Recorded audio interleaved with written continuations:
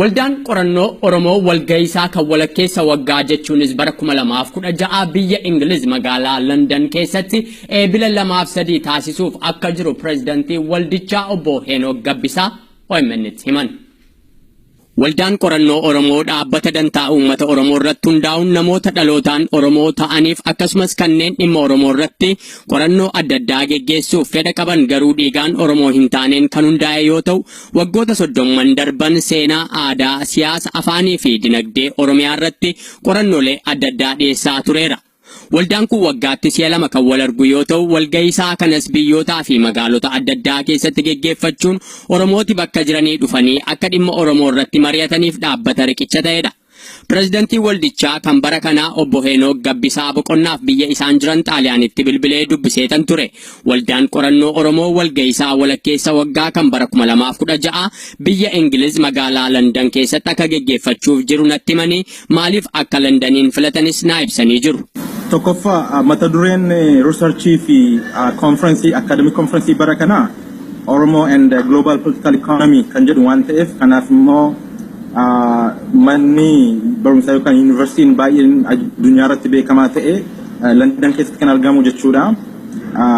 Mata duree conference kanaatiif baay'ee kan wal gitu waan ta'eef qorattoonni keenya baay'eenis qorattoonni oosaa baay'eenis magaalaa London keessa waan jiraniif akkasumas immoo oosaan waldaan qorannoo Oromoo jechuudha global presence isaa babal'isuun waan irra jiruuf akka durii biyya Ameerikaa duwwaarratti limitediituun gara Awuroopaas akka deemuu qabu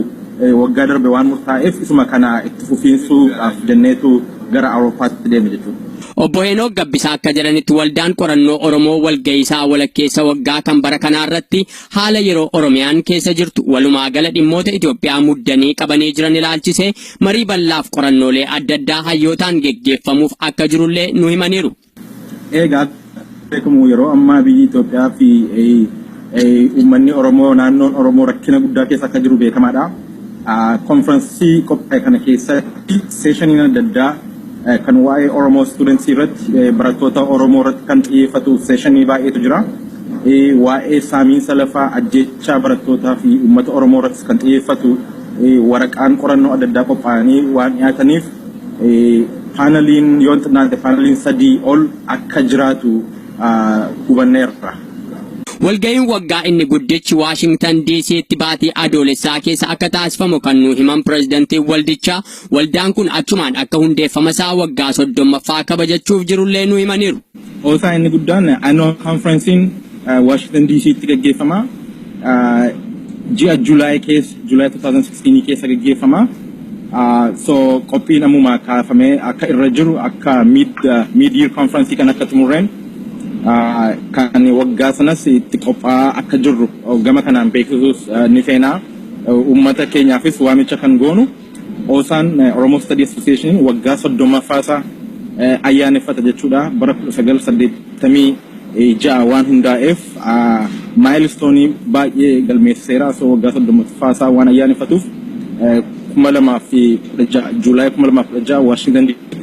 gama kanaan akkuma wal agarru dhaamsa keenya dabarfanna jechuudha. Waldaan qorannoo Oromoo yeroo duraatiif biyya Ingiliz magaalaa London keessatti walga'ii taasifataa kan jedhan obbo Henook Gabbisaa uummati naannoo sana jiru hundi akka irratti hirmaatuufis waamicha taasisanii jiru. Egaan akkuma beekamu waldaan qorannoo Oromoo magaalaa London keessatti isa jalqabaatiif waan deemaa jiruuf kun uummanni Londoniif uummata Londonii fi kabajaa guddaa fi hariiroo Oromo Study Association wajjin qaban gara fuulduraatti akka cimsaniif opportunity gaarii waan ta'uumuuf akkasumas namoonni tiimiin oosaa ta'an London keessa qubatanii kan dalagaa kana jalqabaa kaasanii kan nu gargaaraa jiran waan jiraniif gamuma kanaan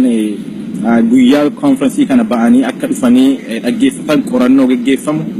waa'ee uummata isaanii waa'ee biyya isaanii waa'ee barattoota Oromoo dhufaa jiran dhufanii akka dhaggeeffatan gaaffii akka gaafatan